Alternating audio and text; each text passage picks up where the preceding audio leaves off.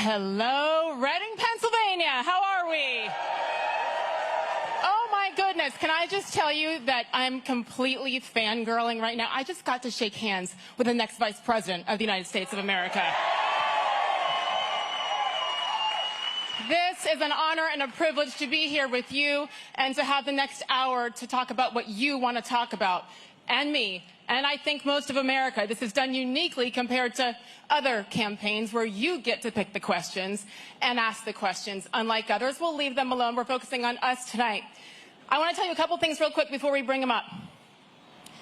I am absolutely thrilled and honored to be here for a couple of reasons. Number one, I come from a middle-class family.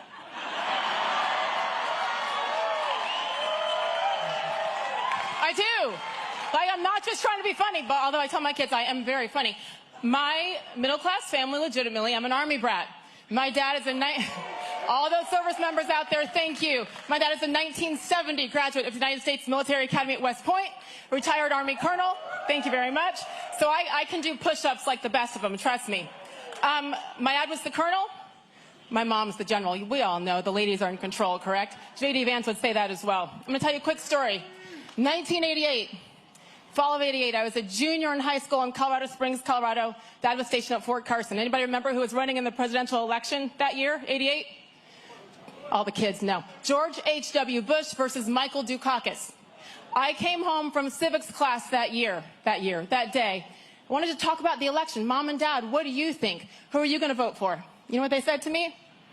None of your business. There you go. None of your business. The reason why, and I've carried this with me ever since, is because they said, we don't want to influence you. You go figure it out. You do your homework. You do your research. And then you decide who you're voting for, not your mom or your dad. And that's what I did. I wasn't allowed to vote that year, but in '92 I was, and I certainly did. People say, oh yeah, you're Republican conservative because of your military dad. I never knew who my parents voted for. This brilliance comes from doing research, common sense research, am I right?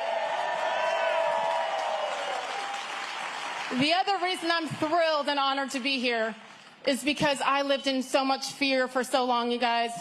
Fear of being different. When you work in corporate media for almost 30 years, you just fall in line.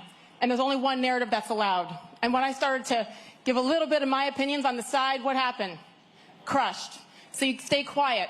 They make you that way. They make you that way with your friends, your family, your neighbors. And at some point, enough is enough. We are better than that. We believe in diversity of thought, first and foremost. That's where this has to begin. So, again, thrilled for those personal reasons, but thrilled for you because JD Vance came here to talk honestly and openly with you. With that, are you ready to make America great again? Ladies and gentlemen, please welcome the next Vice President of the United States, Senator JD Vance.